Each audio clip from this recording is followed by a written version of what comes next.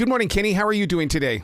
Good morning. How are you? Absolutely fantastic. I got to tell you, one of the greatest things that I read inside this book was the fact that you rode the bus. I mean, that really means a lot to me because I picked up on that energy when they wrote the book about Michael Jordan with the Birmingham Barons and how he rode the bus. And that means a lot to me because that means you lived with them as they built their careers. I would never trade those 2 years in for anything. I was in Baltimore, Maryland, with a minor league hockey team, the Skipjacks. And our closest rival was in Hershey, Pennsylvania, the Hershey Bears. They were an hour and a half away. So that was the closest road trip that we would take. Aside from that, it would be 4, 6, 8, 10 hours to Binghamton, Utica, Springfield, Massachusetts, New Haven. The longest trip was 10 hours to Portland, Maine from Baltimore. And we rode the bus. Yeah.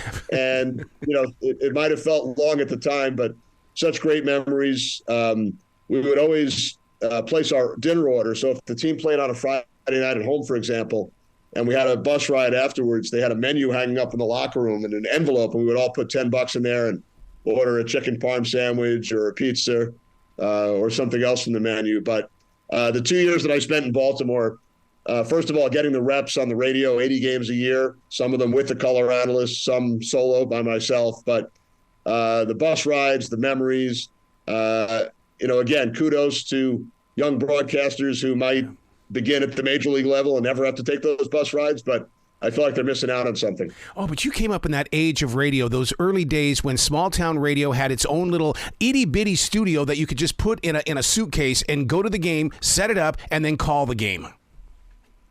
Well, that's exactly what we did. It was a gray metal case with the radio equipment.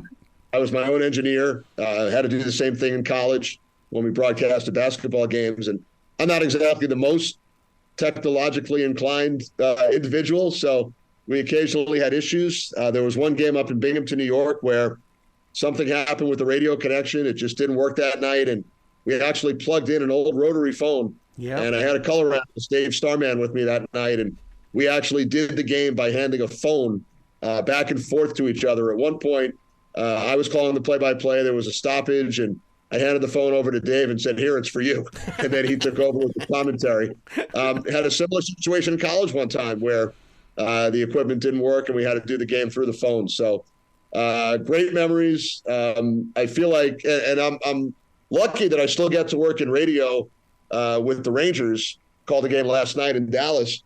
Most of my work is on TV, football, the national hockey, the national games on TNT, and some baseball as well and some basketball with the Knicks, but still get to do not every game, but a good portion of the Rangers on the radio. And it takes you back to those early days, the fundamentals, the description. The listeners can't see it. So you have to be so precise with description. You have to give the score and the time a lot more because they're only listening, not watching. So, hopefully still get to do radio for a long time because it's so much fun.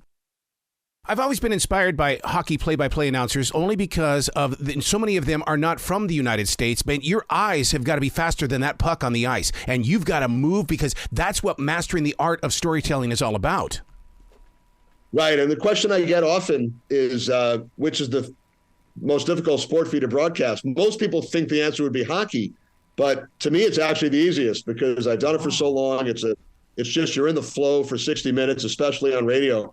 But the reason people think it might be the most difficult is, A, a lot of the European pronunciations, and B, the fact that they change on the fly. The line changes. They don't have to wait for a whistle or a timeout. But you get used to it. It's been 33 years now, starting with those days back in minor league hockey, and still as much fun as it was back then.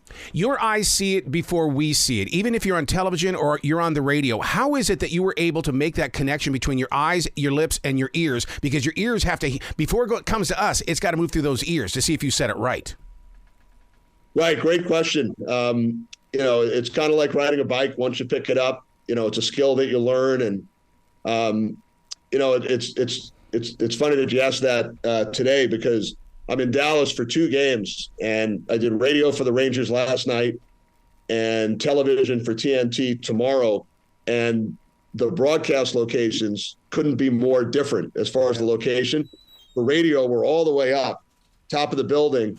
And it is somewhat of a challenge at times to see some of the numbers. but the game does move a lot slower from up there. So you almost feel like you do have a little more time to make those calls.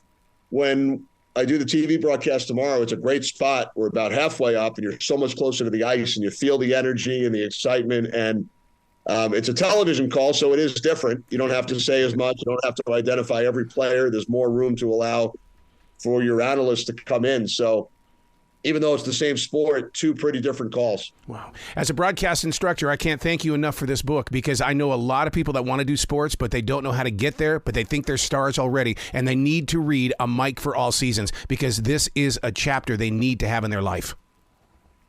Well, I appreciate it, Arrow. For your listeners, I feel like it could be used as somewhat of a textbook. Yep. I talk about the differences between broadcasting the various sports, the differences between radio and TV. There's also a chapter paying it forward to young broadcasters. So hopefully your listeners and your students can check it out. Absolutely. Man, come back to this show anytime in the future. The door is always going to be open for you, Kenny.